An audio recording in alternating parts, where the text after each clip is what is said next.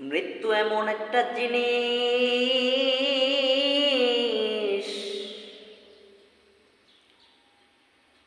প্রত্যেকটা জাতি প্রত্যেকটা সম্প্রদায়কে এই মৃত্যুটা ধরবেই। মুসলমান নবীর উম্মতের দল,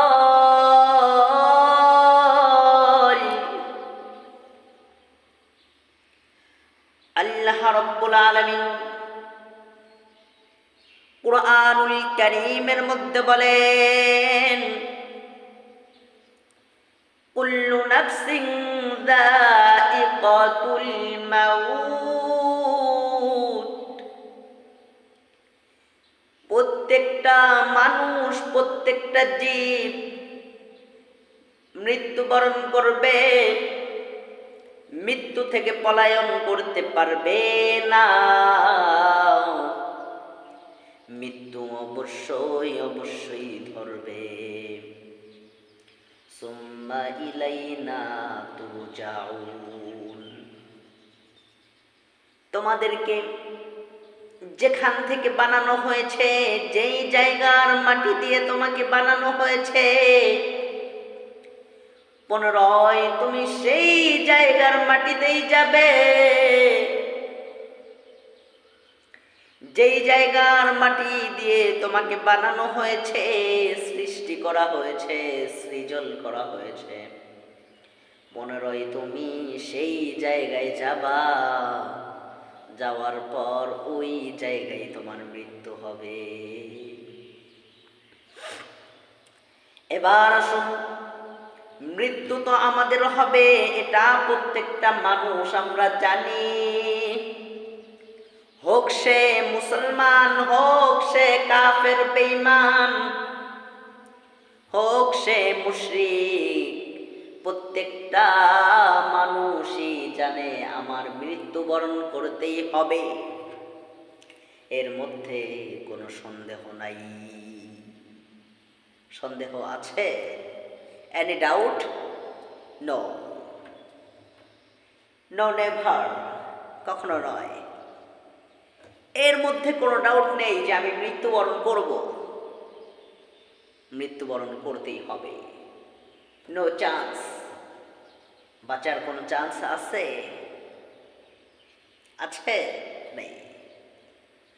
যদিও কেউ হায়াতকে পেয়ে থাকে কিয়ামত পর্যন্ত, তারপরেও তার মৃত্যুবরণ করতেই হবে।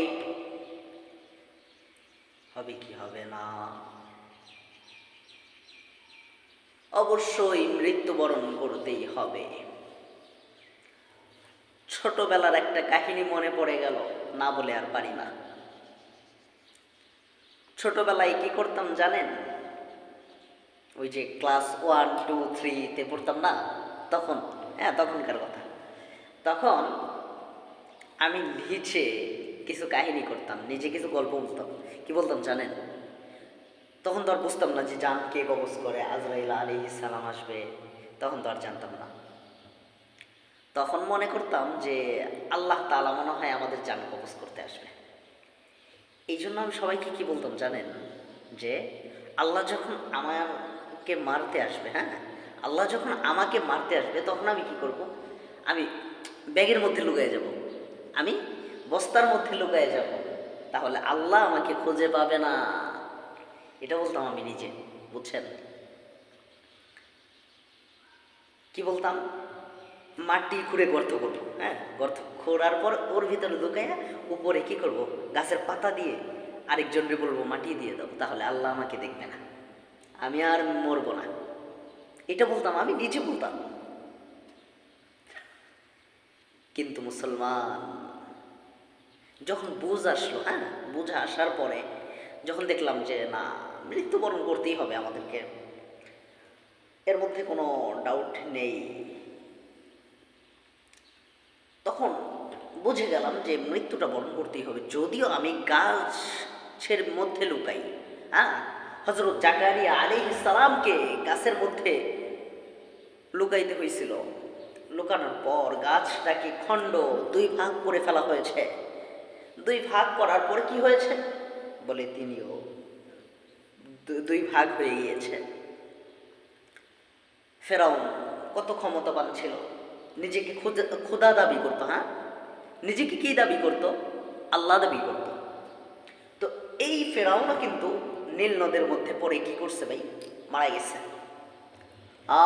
এরকমভাবে নমরুদ ছিল না? হ্যাঁ, ইব্রাহিম আলাইহিস সালামকে জ্বালাইতো না নমরুদ? ও কিভাবে মরছে জানেন তো? ল্যাংরা একটা মশা মাথার মধ্যে ঢুকে গেছে। কোন দিক দিয়ে? বলে নাক দিয়ে ঢুকে গেছে। যাওয়ার পর ওর খাদেম যে ছিল তাকে বলে যে আমার মাথায় বাড়ি দাও, মাথায় বাড়ি দাও। হ্যাঁ, মাথায় বাড়ি দিচ্ছিল। তো মাথায় বাড়ি দেওয়ার পর কি হয়েছে জানেন? যেই বাড়ি দেওয়া বন্ধ করে দিছে, অমনি তো কি হয়েছে, আবার মশা জ্বালাতন শুরু করে দিছে। তখন বলে এই আবার দাও, এরকম আর এরকম দিতে দিতে দিতে দিতে বিরক্ত হয়ে গেছে। কি করছে? বিরক্ত হয়ে গেছে। বিরক্ত হয়ে এমন একটা বাড়ি দিছে, দেওয়ার সাথে সাথে মারা গেছে, মাথা খণ্ড বিখণ্ড হয়ে। তাও তো মারা গেছে। কত ক্ষমতাবান ব্যক্তি, মারা গেছে তো। ওই সাজ্জাদের ঘটনা জানেন না? সাজ্জাদ কি বলছিল? আমি জান্নাত বানাবো, জাহান্নাম বানাবো। হ্যাঁ, জান্নাত জাহান্নাম বানাইছে, দুনিয়াবি জান্নাত আর জাহান্নাম। কি করছে? জাহান্নাম ওর মধ্যে শুধু আগুন জ্বালাইছে। হ্যাঁ, আগুন জ্বালাইছে। দুনিয়ার মধ্যে যে লাকড়ি বা বিভিন্ন জিনিস রয়েছে এগুলো দিয়ে আগুন জ্বালিয়েছে। আর জান্নাত যে তৈরি করেছে এর মধ্যে কি করছে? বিভিন্ন নাজ নিয়ামত দিয়া ভরপুর করে ফেলছে। বুঝছেন? ভরপুর করার পর কি করছে? বলে এটা জান্নাত আর এটা জাহান্নাম। ও জান্নাতে ঢোকার জন্য ঘোড়া থেকে এক পা নামানোর পরেই তো আজরাইল চলে আসছে। হ্যাঁ, যেতে হয়েছে, এর মধ্যে কোনো ডাউট নেই, যেতে হবে আমাদের সকলকে। এজন্য ভাই বেশি বেশি মৃত্যুটাকে স্মরণ করা দিনের মধ্যে, যে আমার তো মৃত্যুবরণ করতেই হবে, এটার মধ্যে কোনো ডাউট নেই।